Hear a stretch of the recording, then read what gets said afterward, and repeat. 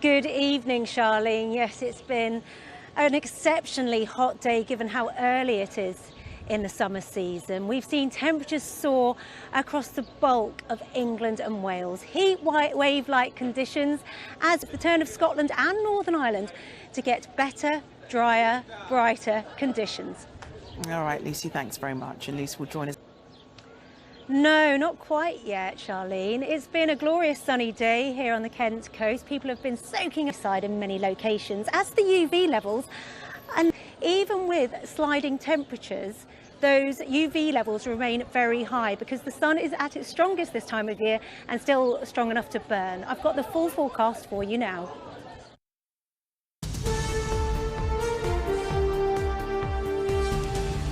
Lucy, tell us, what can we do?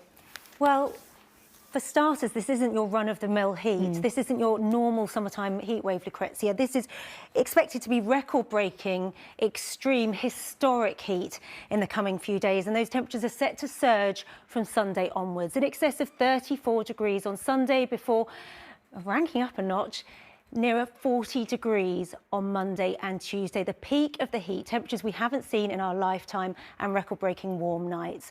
The health advice is very simple. Seek shade, avoid the hottest part of the day and that strong July sunshine. Hydrate regularly, drink plenty of water, and maybe check on the vulnerable, those younger, those babies, those elderly may be close and a little more vulnerable than others in this heat that we really don't see very often. As for the next few days, I've got the full forecast right now.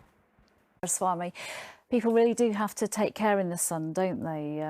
Especially tomorrow. Yes, we're going to see temperatures in excess of 30 degrees through a huge portion of England and Wales, topping 34 degrees in the southeast. Really quite exceptional.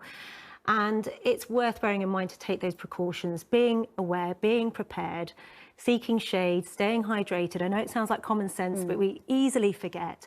And it's worth bearing in mind the sun is at its strongest this time of year. The summer solstice is around the corner. The sun is at its peak height in the sky, long daylight hours, and the sun is so strong. We're going to see very high, exceptionally high UV levels. So it's worth wearing really strong factor sun cream too. And all of this coming very early in the year, very early in the summer. Yeah, is that down to climate change then, that soon, not July and August? We're seeing a trend, that's for sure. I think it's fingerprints of climate change, if you like. We used to see temperatures build over a number of days and get to around 31, 32 degrees in August. Now we're seeing short, intense bursts of heat in June, so early in the summer. Lucy, thank you very much. Thank you. And I'll bring you the full forecast from Gloucestershire. It's a sunny evening here. Find out what's in store over the weekend. I've got all the details for you shortly. Thanks, Lucrezia. A very good evening to you. Yes, I've swapped the hustle and bustle of city life for the beautiful Cotswolds this evening. A fine and dry Gloucestershire here right now.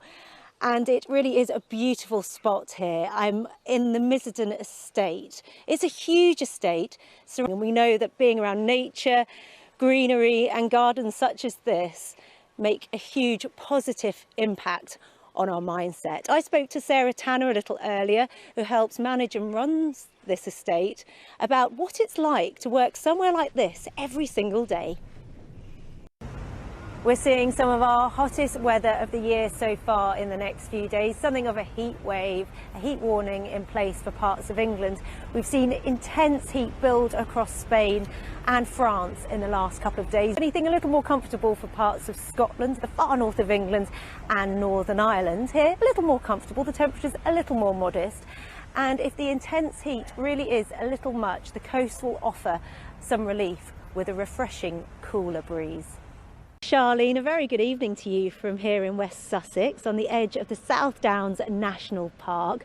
I'm surrounded by beautiful wildflowers to mark World Bee Day. I've been learning about how these, so like us, bees are very sensitive to the weather. They prefer settled, sunny, fine conditions.